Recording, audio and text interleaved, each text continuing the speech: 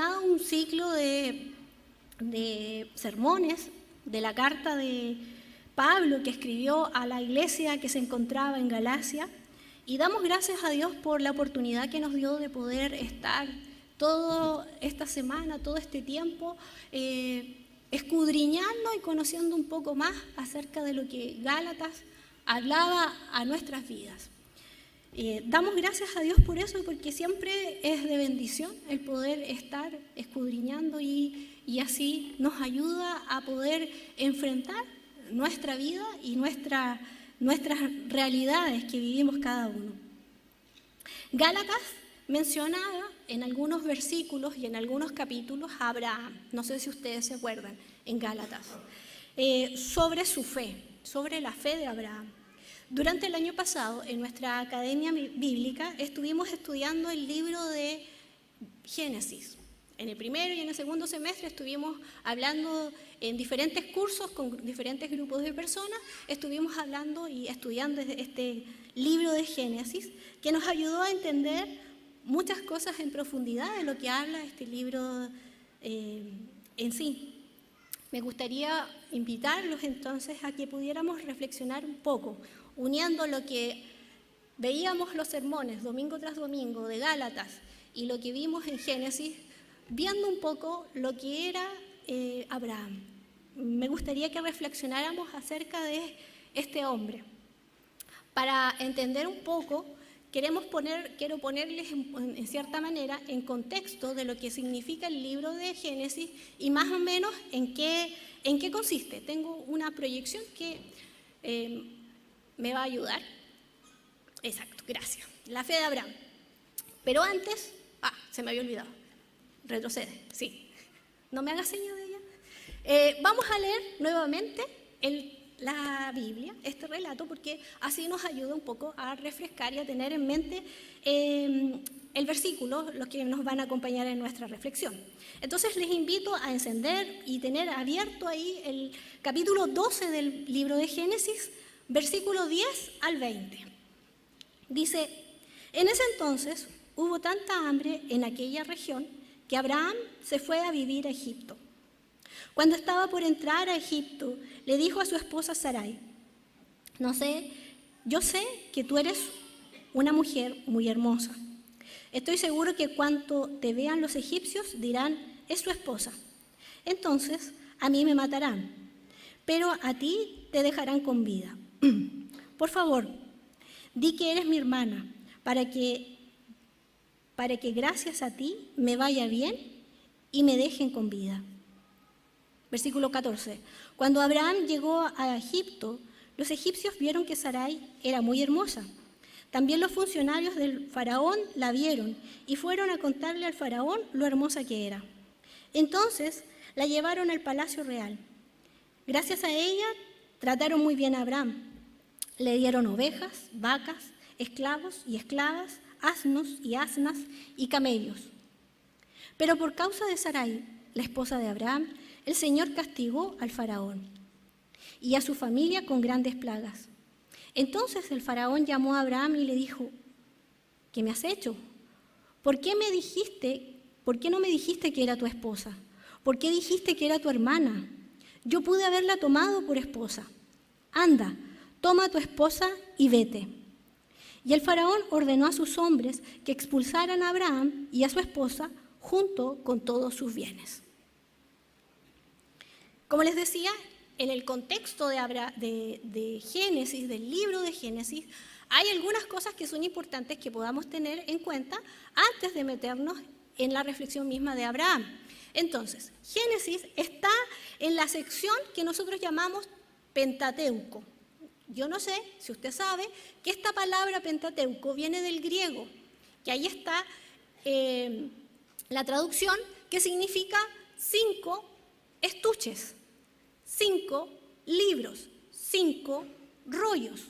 Son 5. Y ese es el nombre que nosotros le dimos, o que los griegos y los helénicos le dieron a este conjunto que también se llama Torá. La siguiente. Aquí está más o menos cómo eran estos rollos. ¿Por qué eran 5? Ahí están los rollos chiquititos, hay algunos que son más grandes, pero generalmente estos rollos se guardaban en estas vasijas de greda, de arcilla, para poderlos mantener durante el tiempo, ya que eran de material reciclable y por el paso del tiempo se iban a ir eliminando. Entonces, para mantenerlo, estaban en esa vasija. No estaban como nosotros lo vemos hoy día en nuestros libros. El Pentateuco tiene 5 libros: Génesis, Éxodo, Levítico, Número y Deuteronomio. 5. Penta, 5 rollos, nosotros 5 libros. Y al otro lado, en el cuadro, sale más o menos cómo se podría leer en hebreo estos nombres, porque los nombres que nosotros tenemos es la traducción del griego, pero en el hebreo está Bereshit, Shemot, Vayikra, Demibar y Debraim. Y todas estas palabras, los títulos de estos libros, son la primera palabra que inicia el libro. ¿Sí? Entonces, si usted va al primer capítulo, el primer versículo de la Biblia, en Génesis dice, en el comienzo, en el origen, en el inicio. Génesis, Bereshit. ¿Sí? Entonces, la siguiente, Génesis, viene del griego, que significa nacimiento, origen. Eso es lo que va a hablar y nos va a relatar el libro de Génesis. La siguiente es el primer libro de nuestra Biblia, del Antiguo Testamento, y son entonces Génesis, narraciones sobre los orígenes, enfocado en 3 puntos. El autor pensó muy bien qué es lo que quería decir en Génesis. Entonces tienen 3 objetivos: el origen del mundo, del universo, el origen de la humanidad y el origen del pueblo de Dios. En esos 3 aspectos y objetivos es que se plantea el libro de Génesis. La siguiente. Es importante que cuando leamos el Génesis, las narraciones no son historias en el concepto que nosotros pensamos hoy que es historia, sino que son reflexiones del pueblo sobre su origen y sobre el origen de las cosas. No está hablando y no quiere hablar de cosas que no pensó. No está hablando de ciencia, no está hablando de astronomía, no está hablando de nada más que para explicar el origen del universo bajo la perspectiva hebrea, el origen de la humanidad bajo la perspectiva hebrea y el origen del pueblo o el nacimiento del pueblo de Israel. Esa es la idea en un contexto global de lo que significa y de lo que quiere hablarnos el Génesis. Si podemos dividir en 2 secciones el Génesis, porque tiene bastantes capítulos, podemos decir que de los capítulos del 1 al 11, Génesis habla acerca del origen. Génesis comienza hablando acerca de los orígenes del universo y de la humanidad. Y aunque la situación inicial era paradisíaca, era el Edén, se rompe todo muy pronto por el pecado del ser humano, al que le siguen una serie de injusticias y crímenes que provocan el diluvio, capítulo 11. La siguiente sección es del 12 al 50 y que es la historia de los patriarcas. Y aquí nos van a contar cómo es el origen, el nacimiento del pueblo de Israel. Con esto comienza la segunda parte centrada en estos hombres: Abraham, Isaac, Jacob. Pequeños pastores que, alentados por una doble promesa de Dios que les hace esto de tener una descendencia numerosa como las estrellas del cielo y una tierra para poder asentarse, se ponen en marcha oyendo al Dios de sus padres. Cada uno de ellos va a ir movilizándose, va a ir pensando, pero cada uno tiene su propia experiencia con Dios, con el Dios de sus padres. La historia de los patriarcas no hay que verlas como historias aisladas, sino que todo lo contrario, son historias de clanes, tribus o familias. Esos 3 sinónimos podemos ocupar, que son este grupo de personas que tienen un interés que los une los lazos sanguíneos, pero que lo común de estos grupos es su sentido de libertad y de autonomía. Lo interesante de estas narraciones que vemos en los patriarcas es que Dios es muy diferente al Dios que es conocido hasta ese momento. En los grupos sedentarios, el Dios de los patriarcas no está en un territorio específico, sino que se mueve junto con el grupo, con la tribu. Se puede decir que es un Dios itinerante, nómade. La historia de los patriarcas se inicia antes del capítulo 12, en los versículos del 27 al 32, cuando Abraham está y con la descendencia de Teraj. Paréntesis. Lo común que nosotros siempre hacemos, los lectores de la Biblia, es que cuando aparece la genealogía o las descendencias, las saltamos. Ya. Y uno dice, ¿para qué tanto nombre? Si me aburro, porque son nombres que uno no los va a poner o no los va a utilizar. Pero lo que hace el escritor con la genealogía es cerrar un ciclo. Y cada vez que usted vea que está la genealogía o la descendencia, es porque él está cerrando un ciclo y va a iniciar otro. Y en la genealogía aparece el personaje o los personajes que van a movilizar su otro propósito. ¿Sí? Entonces, en el capítulo 11, nosotros vemos a los descendientes de Sem. Y el escritor va a decir que Abraham es descendiente de Sem, de estas primeras personas que estuvieron hace muchos años atrás. Entonces, hay que entender, por eso es que no podemos leer y sacar de contexto, sino que la armonía que viene diciéndonos los capítulos anteriores. Hay una melodía, decía un profesor, hay una armonía que va escuchándose y que uno lo va como lector entendiendo y va diciendo, ay, aquí algo me quieres decir. Si hay una descendencia, una genealogía, algo está pensando, algo va a salir. Entonces, los descendientes de Sem, los descendientes de Tarej. Y uno dice, ¿y por qué habla de Tarej? Porque es el padre de Abraham. Abraham tenía más hermanos, Nahor y Harán, o Nacor y Harán. Las generaciones están aquí y aparecen. Si se fijan, los descendientes de Sem, los descendientes de Abraham siempre tienen hijos, siempre tienen descendencia, siempre van floreciendo. Y uno va diciendo, uy, mira, se multiplican y están y permanece la descendencia. Pero cuando llegan a Abraham, hay una dificultad.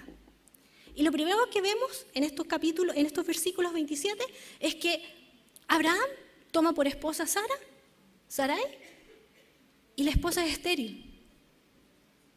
Y lo segundo que sucede es que uno de sus hermanos muere y deja un hijo, Lot. Entonces uno dice, ay, la descendencia que iba como avanzando rápidamente, ¿qué pasó aquí? ¿Hay algo que pasa? ¿Se interrumpe el plan de Dios? ¿Hay un peligro?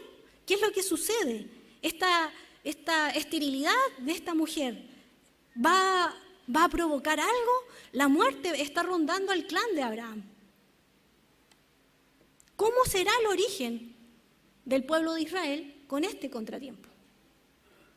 Los versículos del 1 al 9 del capítulo 12 nos van señalando que no se interrumpe esto, sino que todo lo contrario, va a comenzar algo nuevo. La esterilidad de Sara, en toda esta situación aparece la palabra de Dios. Dios tiene el control de esta situación. Si en el principio de los tiempos Dios creó, Dios algo puede hacer con lo que está en esta situación de Sara. Dios crea el universo, Dios crea un jardín, Dios crea toda una producción para que la humanidad siga avanzando. Claro que hay pecado, que hay discusiones, que lo sabemos, no lo podemos engañar. Pero en medio de esto está. Y la palabra crear. Dios puede crear un pueblo de la nada. Dios puede hacer de un grupo de personas que no tienen descendencia algo para su gloria.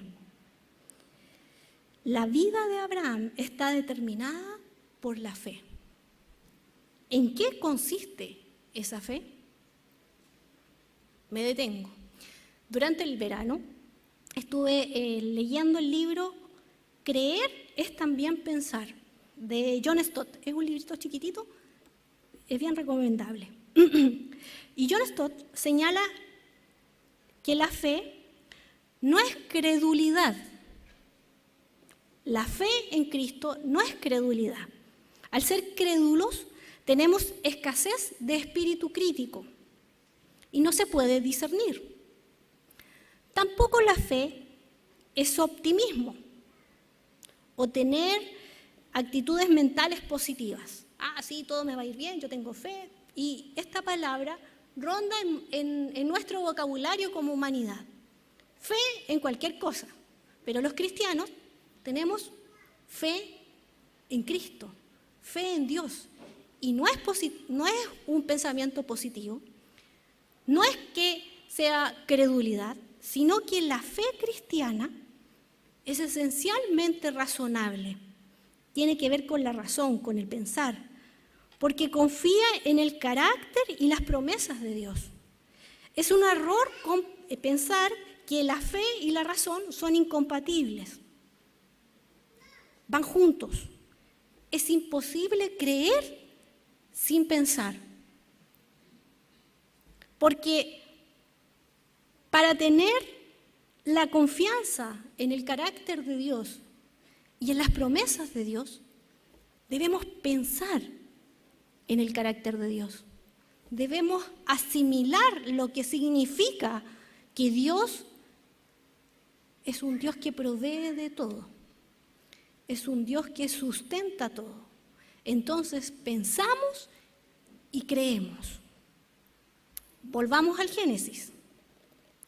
Luego del llamado que Dios le hace a Abraham, esta persona reúne a toda su familia, todo lo que posee, ¿y qué hace? Va a la tierra que Dios le va a mostrar. Un Dios que nadie más que Abraham conoce. Un Dios que solamente se comunica con Abraham. Y no sabemos por qué, porque Abraham no aparece más adelante con datos por qué Dios le habla a Abraham, sino que lo escoge de una nación pagana, de una situación en que estaba muerto su papá y estaba muerto su hermano, su esposa era estéril y Dios le habla. Y él cree, él tiene fe en este Dios.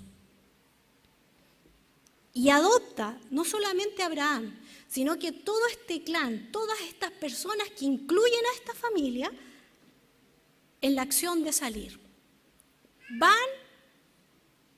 al viaje. La acción de salir o de ir, para algunos teólogos, la comprenden como la transformación de la realidad. No es cualquier transformación, sino aquella que acepta con esperanza las promesas de Dios a su manera y no de acuerdo a los términos humanos. Fíjense, este grupo de personas siguen a un Dios desconocido, sin saber qué es lo que hay, pero van a transformar la realidad de estas personas. No cualquier realidad, sino que la va a transformar de acuerdo a la manera, de acuerdo a los términos que este Dios invisible le dé a este grupo de personas. No es por mis fuerzas, no es por mis condiciones, sino que es porque Dios llama a este grupo de personas. En Génesis, y los versículos siguen, del 6 al 9, utiliza y nos muestran 3 etapas de este viaje que hace Abraham. Primero está en Siquem, una ciudad vieja, una ciudad central. Está Betel, que es un viejo lugar de culto y que después unos reyes, más allá, cuando ya se divide el reino del norte, va a tomar como posesión ese lugar y lo va a tomar como un lugar de altar, de adoración. Y el Negev, el desierto que está en este lugar. Con esas 3 etapas, no es que tomó un avión y se fue, sino que hubo un peregrinaje, un caminar, un viaje. Pero estando ya supuestamente en la tierra, sucede algo. Esta tierra que es extranjera y que el Señor le promete, en estos lugares, Abraham invoca a Dios. En cada uno de estos lugares, en estas etapas, Abraham tiene una relación con Dios. Y la manera de expresar esa relación con Dios es construyendo altares. Él tiene una experiencia con Dios en Betel y construye un altar. Él tiene una experiencia en Siquem y construye un altar. La manera que se relaciona Abraham con Dios y como sello, como muestra de que algo hubo, porque este Dios es invisible, él levanta un altar. Pero en esta tierra extranjera hay otros adoradores, hay varios altares a otros dioses. Y Abraham se encarga de invocar el nombre de Dios en esta tierra que desconocía este nombre de este Dios invisible. Dentro de esta tierra y de las características de esta tierra, en lo topográfico, esta tierra es compleja. Además, tiene escasez de agua, depende de las lluvias ocasionales, la producción agrícola y ganadera no es suficiente y el hambre se hace sentir en este momento. No nos dice cuánto tiempo pasó Abraham en la tierra prometida. No nos dice que Dios le dijo, Abraham, aquí está, toma la tierra, porque no era para él, no era el momento de poseer la tierra. Todos los patriarcas viven situaciones similares a las de Abraham. Cada uno pasa hambre y cada uno responde de diferente manera de acuerdo a su relación con Dios. Desde el comienzo, Dios no le proporciona al pueblo de Israel todo lo que necesitan. No les proporciona una vida fácil y cómoda desde el inicio con Abraham. Si se fijan, hay escasez. No es una vida placentera, yo sigo a Dios y no tengo nada que hacer porque Dios me provee de todo. No. Si nos recordamos, es lo mismo que pasa al seguir a Jesús. Cristo no nos promete una vida cómoda y fácil. El seguir a Cristo va por el camino angosto. Tiene dificultades, tiene situaciones complejas, al igual que Abraham. De los versos, el episodio que nos convoca, que es el episodio de Egipto, comienza entonces a practicar la fe. Si Abraham decimos que cuando inicia su rumbo a esta tierra desconocida, estando en la tierra conocida, tiene que practicar la fe, porque no se puede no practicarla. Y dentro de la vida diaria, en los momentos bonitos del viaje, pero en este momento de escasez, Abraham y toda su familia, todo el clan, toda la tribu, tiene que experimentar esta fe en este Dios invisible. El autor entonces nos indica una nación. Abraham decide ir a Egipto. Esta nación es conocida por la fertilidad, porque su agricultura, gracias al río Nilo, ayudan a irrigar las grandes zonas agrícolas que posee Egipto. Entonces, es una tierra rica, que tiene alimento. ¿Cómo entonces? En los versículos primeros, cuando Dios le da el llamado a Abraham, deja tu tierra, tus parientes, la casa de tu padre, y ve a la tierra que yo te mostraré. ¿Cómo recibe Abraham esta promesa? ¿Cómo responde Abraham en medio de las dificultades, en medio de cada uno de estos lugares donde va transitando? Hay un dato. el autor del Génesis nos dice que siempre simbolizan a Egipto con abandonar el propósito divino, y esta es una constante en los relatos bíblicos. Es una constante tentación, el ir a Egipto. Volvamos a Egipto. Acá hay abundancia, aquí y nosotros, en términos canutos, como dice el pastor Javier, también nosotros pensamos que a veces hay algunos que van en Egipto, porque tiene un concepto más allá de la nación. Y nos encontramos entonces con esta situación, con esto que Abraham decide, y va a Egipto. El relato es claro, no podemos decir más que lo que está, pero hay algunas consideraciones que me gustaría que pudiéramos reflexionar. Si Abraham había decidido aceptar la orden y obedecer, vete de tu tierra a la tierra que mostraré, estaba obedeciendo. ¿Qué pasó? ¿Por qué cambió el rumbo? Si iba y estaba obedeciendo a Dios, y cuando Dios le decía, él se movía. ¿Por qué cambia el rumbo y va a Egipto? ¿Por qué gira? ¿Por qué hace esto? Génesis 12 nos muestra a un ser humano de carne y hueso, que como todos, cuando hay una crisis, la tentación es descansar en nuestras propias fuerzas, confiar en nuestra propia inteligencia y en nuestra propia astucia. Y eso es lo que Abraham hizo. Confió en su decisión, confió en lo que podía ver, confió en eso y allá se movió. ¿No le parece algo similar a lo que nosotros hacemos cuando estamos en crisis? Él estaba con hambre, tenía que ver por todo el clan, por todos los que estaban ahí, y tenía que tomar una rápida decisión. Pero no esperó a Dios, sino que tomó su inteligencia, su astucia, y lo hizo. Si podemos decir, Abraham está viviendo una crisis de fe. Crisis de fe, Abraham. Y tal vez usted se va a preguntar, ¿cómo dice eso la pastora? Si Abraham es el padre de la fe en el Nuevo Testamento. Si Abraham es el modelo a seguir en la fe.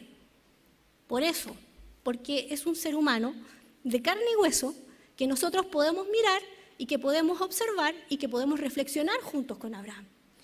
Y Abraham se equivocó. Y nosotros, en muchas ocasiones, nos equivocamos. Abraham está en una crisis de fe y no debemos pensar que las crisis de fe son pecados y nos debilitan, sino que todo lo contrario. Lo que hace esta crisis de fe en Abraham es que lo fortalece, lo ayuda a conocer más, a creer y a pensar, a reflexionar. Lo que hace la crisis de fe, lo que hacen las crisis en nuestra vida es que nos refuerzan nuestra confianza en Dios, nuestra confianza en lo que el Señor va a hacer. Aún en el misterio que es Dios, puede hacer algo en favor del ser humano que sigue a Dios, que sigue a Jesús, y puede en esa crisis conocer y comprender profundamente a Dios, y puede entender que los caminos de Dios son diferentes con nuestras fuerzas, con nuestros pensamientos, con nuestras habilidades. Dios tiene otros caminos. Y dígame que usted, en medio de las crisis, no ha podido reflexionar en eso.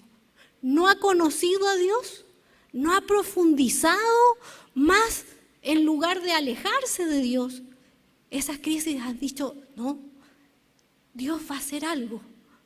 No tengo idea qué, pero usted conoce un aspecto de Dios, de su carácter. de las promesas. Y usted puede entender y decir, pero Dios dijo esto. Y en medio de las crisis, ¿usted se fortalece? La fe exige una constante conversión. Y lo que vamos a ver en Abraham es eso. Constantemente está convirtiendo su fe, está entregándose totalmente a Dios, porque en lo más profundo de las aspiraciones y de las fuerzas humanas se debe realizar por la gracia de Dios. Dios es el que hace las cosas en nuestra vida. Es por gracia, por misericordia. ¿Recuerda lo que decía Stott? Creer sin pensar es imposible. Durante las crisis de fe debemos pensar, porque debemos confiar en este Dios, en su carácter, en cómo Dios actúa.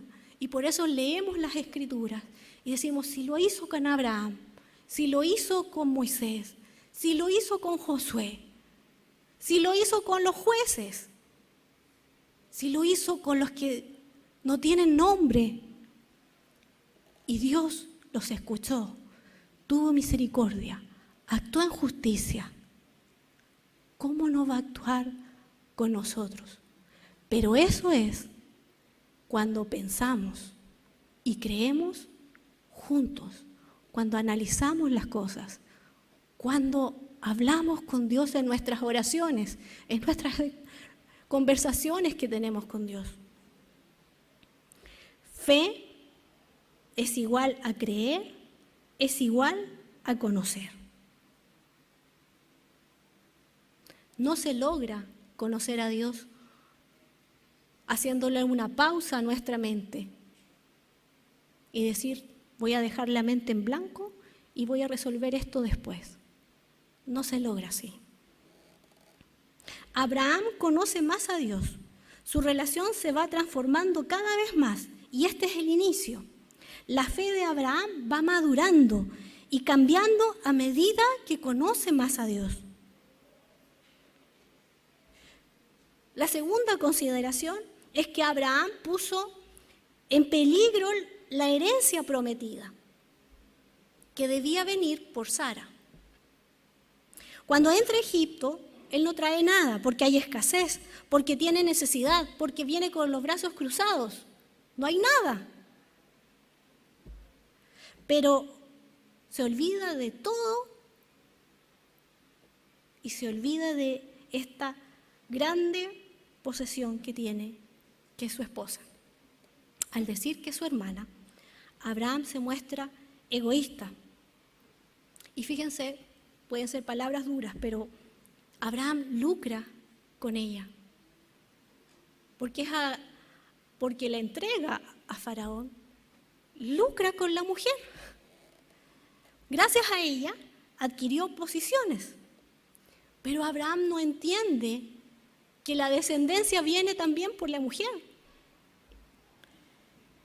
Se olvida de Sara, se olvida de la tierra prometida y se va y se queda en Egipto. Está seguro, tiene comida, tiene posesiones, está muy bien. Pero la promesa era para los dos.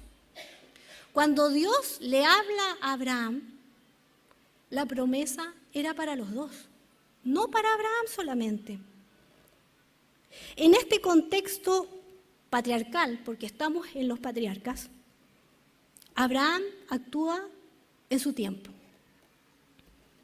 No entiende el valor de la mujer como esposa, no entiende nada y se acoge a vivir en riqueza y en seguridad. Más adelante en la historia de Abraham, vemos que Sara tiene la misma reacción que tuvo aquí Abraham e intenta por su propio esfuerzo hacer que esta descendencia, que esta promesa de la descendencia llegue por otra mujer, por Agar. Lo que me hace reflexionar es que el valor que tiene el ser humano, hombre y mujer para Dios, no lo logramos comprender. Cuando Cristo irrumpe en nuestra historia y nos recuerda el amor y la misericordia que tiene por la humanidad, debemos pensar y creer que en muchas oportunidades nosotros estamos menospreciando la vida humana. Y al igual que Abraham, lucramos. La vida humana es preciosa. Estamos menospreciando la imagen de Dios en el otro. Recordemos eso. Recordemos que cuando tenemos al frente un hombre o una mujer, independiente de la edad que tenga, es imagen de Dios. Y tiene su dignidad y tiene su valor porque es imagen de Dios. No porque no conozca a Dios, no porque no haya rendido su vida a Cristo, pierde de ser imagen de Dios. Y esto que hace Abraham nos hace reflexionar en torno a esto. Que es importante que no lucremos con el otro, a costa del otro. Que el egoísmo que todos tenemos como humanidad y que Abraham lo representa en este relato, hace que pierda y puede perder lo que Dios le ha entregado. Lo que cada uno de nosotros tiene es un valor que Dios nos ha dado y que Jesucristo nos ha recordado y que nosotros como cristianos debemos recordar siempre que en medio de las situaciones de la vida, cómo se comporten las otras personas, son imagen de Dios, tienen un valor, tienen una dignidad y son personas. Y lo tercero es que el pueblo de Israel nace de migrantes, comenzando con Abraham, que es un migrante, porque no debemos olvidar que él ya se había movilizado de un lugar a otro con su padre. Por lo tanto, cuando se va desplazando de un lugar a otro, él ya era migrante. Cuando deja Ur, él ya era migrante. Los patriarcas se movilizan de un lado a otro y Dios se muestra como alguien que no tiene un lugar, no tiene un territorio específico y todo le pertenece. Dios no le habló a Abraham de su error, sino que lo hizo a Faraón. Dios como un soberano de todo. Los gobiernos están bajo su control. Y Faraón estaba bajo el control de Dios. Y Dios le habló a él. Un pagano, sí, pero Dios le mostró el error de Abraham. Dios, un Dios desconocido, que no tiene imagen, que no tiene sacerdotes, que no tiene ritos, que no tiene templo. Un Dios que solamente conoce a Abraham, que se muestra como un Dios nómada, un Dios extranjero, que no está instalado en un lugar, que domina todo. En este de Génesis vemos a Dios que domina todo. ¿No es lo mismo que hace Dios cuando nosotros lo conocemos y cuando nos acercamos a Cristo? ¿No es que Dios también nos invita a dejarlo todo? A movernos en medio de nuestra vida como tal vez migrantes, desplazándonos de un lugar a otro. Nos invita a salir a veces de lo seguro, encontrando riesgos para así encontrar la seguridad en Él. Avanzar cada día en nuestra fe es un desafío. Y este Dios invisible, este Dios itinerante, se mueve con nosotros. En la actualidad vemos a muchas personas de diferentes edades que se mueven dentro y fuera de sus naciones. Pero muchos están con la confianza que se mueven con su Dios, que se mueve Dios con ellos, porque el Emmanuel, el Dios con nosotros en la actualidad, no habita en templo humano.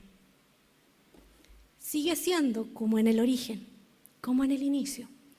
Un Dios que no tiene territorio, un Dios que no tiene templo, un Dios que está en todo lugar, porque ha hecho morada en nuestra vida, porque habita en nuestra vida, y que cuando caminamos, Él va con nosotros, el Emmanuel, el Dios que se mueve con nosotros y en nosotros. Nos parecemos a Abraham. Tal vez nos quedamos en un lugar, tenemos una residencia, pero Dios no se queda en tu casa y lo vienes a ver acá. Dios se mueve contigo, está contigo. Lo que hizo Jesús es habitar en nuestra vida, en nuestro corazón, y se mueve con nosotros en lo que nosotros hagamos durante el día. Dios está en lo más alto, en lo más profundo, en todo lugar, incluso donde puede escuchar el faraón. Lugares donde nosotros decimos, ¿no está Dios? Sí está. La confianza, la fe, es que vamos a ver a este Abraham que va madurando cada día más, hasta cuando llegue a su máxima expresión de fe en Dios, cuando le pide su hijo. Y se fijan que Abraham, y uno se queda como, ¿por qué no dice algo? ¿Por qué no hace algo? Porque ya conocía a Dios, porque esta experiencia de Egipto le sirvió para conocer a Dios, y obedece y sube esa montaña con dolor, con pena, con incertidumbre, pero con esperanza, con fe en que Dios va a dar la respuesta. No sabe nada. ¿Cómo lo va a hacer? Es un misterio cómo va a actuar Dios, pero Él sabe que esa prueba el Señor va a estar y Él obedece con fe. Por eso es un modelo a seguir, porque es un modelo de carne. Se equivoca, se levanta, se equivoca de nuevo, se vuelve a levantar, se fortalece, madura, va creciendo en su fe. No podemos tener la fe que tuvimos ayer. Nuestra fe tiene que ser como la de Abraham. Va transformándose, va cambiando, va madurando, va pensando, Dios va a hacer algo. ¿Qué va a hacer? No lo sé. Pero Dios está conmigo. Confío y tengo fe en que Dios va a hacer algo. Porque conozco, porque sé, porque recuerdo y porque tengo en mi corazón mi conocer de Dios. Y cada día debo conocerlo más, porque Dios es un misterio. Que el Señor nos ayude, que en medio de nuestras vidas, que en medio de nuestras crisis, el Señor siga fortaleciendo nuestra fe en Cristo Jesús. La fe que tenemos nosotros es en Cristo Jesús. No es una fe cualquiera, tiene un apellido. Es en Cristo. No en mis capacidades, no en mis fuerzas, no en mi pensamiento, no en lo que positivamente puedo pensar. Cristo es alguien que nunca va a hacer algo que sea en desmedro para mi vida. Siempre Dios va a hacer lo mejor para nuestras vidas. Siempre podemos confiar en Dios. Los seres humanos podemos equivocarnos, pero Dios podemos confiar en Él. Podemos estar firmemente de su mano. Que venga lo que venga, Dios está con nosotros. Dios nos va a ayudar, como lo estuvo con Abraham. Oremos al Señor. Te damos gracias, Señor, por tu bendición. Te damos gracias por esta oportunidad que tú nos das de poder reflexionar en torno a Abraham y su fe, que en muchas oportunidades se parece a la nuestra. Señor, gracias por dejar a estos relatos, estas historias de hombres y mujeres de carne y hueso, que nos ayudan con sus errores, nos ayudan a tener, Señor, la advertencia a tiempo y fuera de tiempo. Señor, gracias. Señor, pero te queremos pedir perdón. Señor, si en medio de nuestras crisis de la vida, Señor, hemos hecho mal las cosas, hemos decidido mal. Señor, si hay en medio nuestro o de los que escuchan que no conocen a Dios y están, Señor, tentados a dejarlo todo, o Señor, están pensando que Jesús puede ayudarlos, bendícelos, Señor, sustenta sus vidas. Señor, que puedan, Señor, tomar esa decisión.